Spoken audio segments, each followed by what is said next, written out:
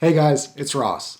Today we're going to be talking about Robert Kiyosaki's very famous book, Rich Dad, Poor Dad. This is one of the most well-known modern personal finance books out there, and it's got a huge reputation. I've got my copy here, I've read it, and in this review, I'll explain what the book is about, I'll tell you my main takeaways, and I'll offer my thoughts from having read it, but after watching this video, you'll be able to determine if this is a book you would like to own or one you're not going to spend your time reading. Some people love this book, and other people think it's the definition of get-rich-quick marketing.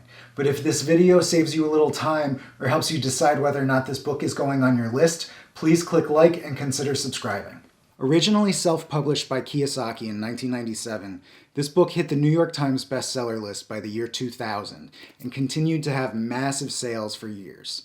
By 2017, the book had sold more than 27 million copies worldwide in more than 50 languages.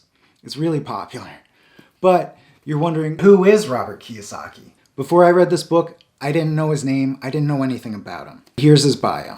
Born in Hawaii in 1947, Robert Kiyosaki is an American author of a series of financial education books, all spun off of this one massive bestseller. Rich Dad, Poor Dad is really a blend of a few genres. Obviously, it's got a strong lean towards money management, and it introduces readers to basic investment principles, and it does so while being set in a framework of anecdotes and motivational stories from Kiyosaki's early life. So, like the classic story The Richest Man in Babylon, Kiyosaki's Rich Dad, Poor Dad is told as an allegory.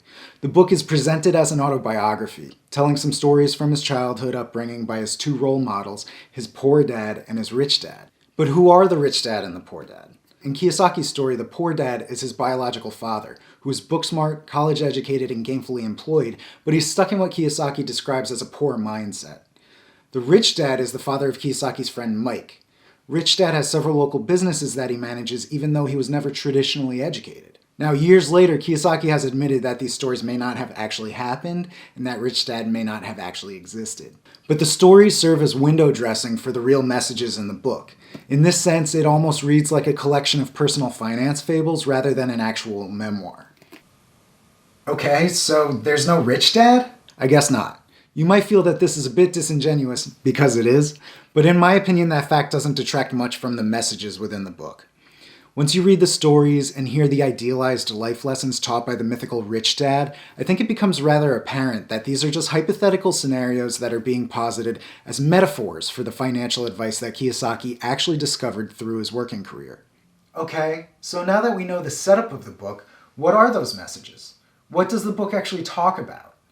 Pay yourself first. This is a point in the book that, while fundamentally sound, has caused Kiyosaki to be the recipient of some criticism. He's big on the concept of paying yourself first, meaning that when you get your paycheck, you have a certain percentage that you save. 10%, 15%, whatever amount you can afford, that percentage is sacred. You always save that amount, and that percentage is never sacrificed for any other expenses. He's asserting that really the amount you save and devote to your own investments is actually the only money that you're being paid. All other money that goes out the door to pay your bills or other expenses may as well not even exist because it's not going into your money machine. I'll explain the concept of the money machine in a minute. How did Kiyosaki catch flack for paying himself first? What problems did people have with that advice? Well, he mentions in the book that he would pay himself first before paying any of his debts or expenses, like his credit card bills and his utility bills. And when he says he'd rather pay himself first than other obligations, he sort of waves off the possibility of defaulting. He says, well, those things tend to take care of themselves. He goes on to say that the extra heat you might feel from any angry collection calls will motivate you to work harder and earn more money. Now, while that's likely true, I don't know that's anything I would actually offer as advice. With this in mind, it's interesting to consider that several of Kiyosaki's business ventures have filed for bankruptcy, including Rich Dad LLC in 2012. Okay, so now you've paid yourself first, but what do you do with the money you're saving? That's takeaway number 2. Wealth is created by building assets. That's the silver bullet of this book. If you wanted to take away one message, if you told me, Ross, I don't have time to read the book, but I need to know Kiyosaki's method of getting rich, I would tell you that the book is a primer of financial education focused on getting the reader to understand the message that building assets is what creates wealth. Assets are what become your money machine. Assets can be many things. They can be businesses you own and operate. They can be investments like stocks. They can be buildings you own and rent out. The key is that your assets spin money off by operating, and this book is all about building your pile of assets. That pile of assets is your money machine. Kiyosaki shows the cash flow of a poor person, a middle-class person, and a rich person.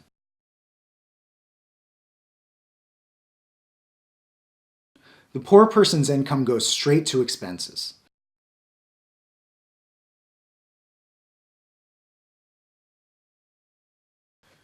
The middle-class person's income goes to liabilities like a mortgage and a car loan and other structured debt.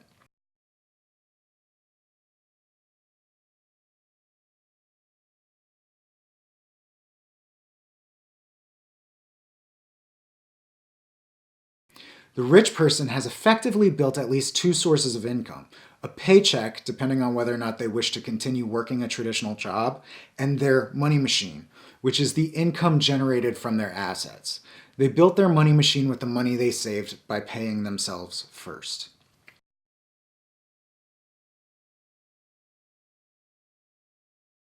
Kiyosaki spends much of this book talking about real estate as an ideal investment. At the time of publication, which was 2017 for the 20th anniversary edition, real estate was his preferred asset.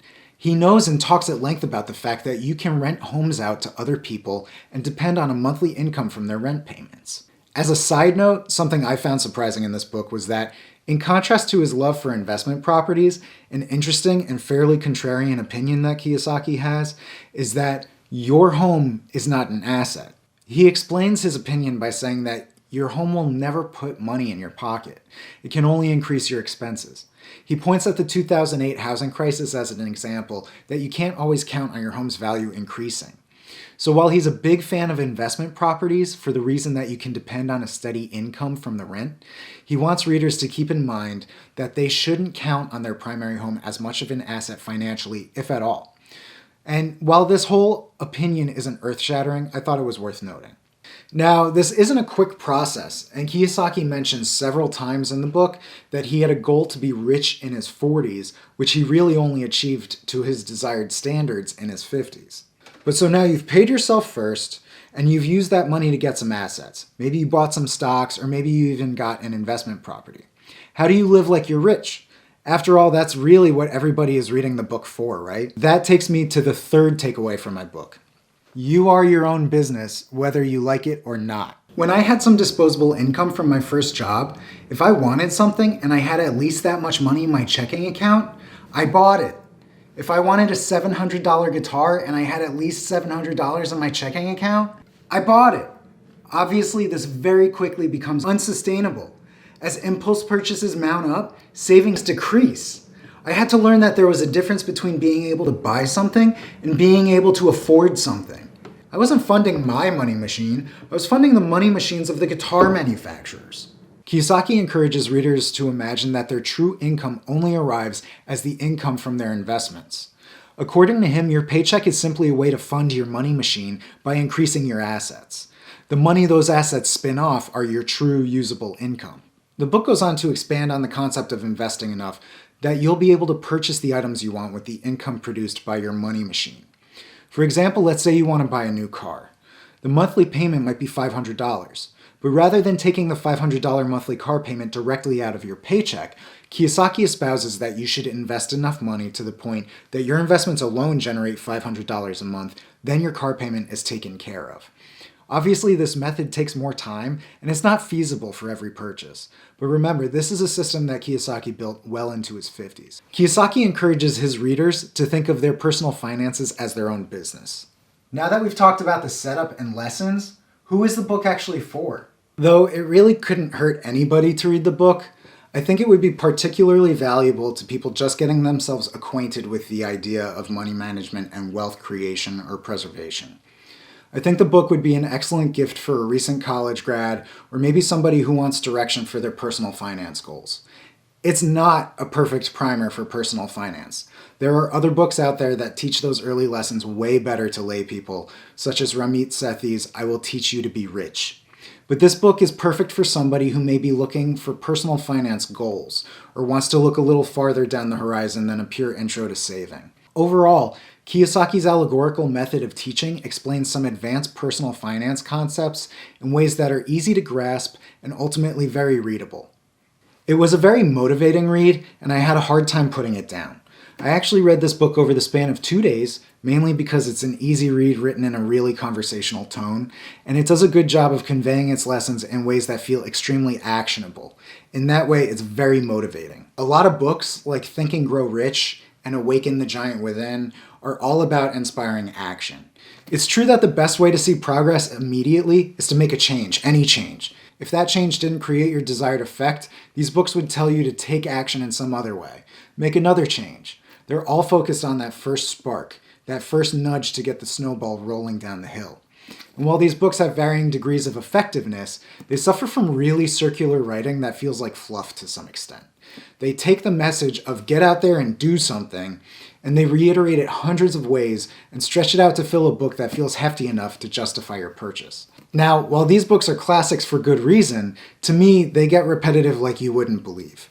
What Rich Dad Poor Dad did was it got me that feeling of a motivational spark without beating me over the head with the same message worded 100 different ways. Now, this is not to say the book isn't a little circular.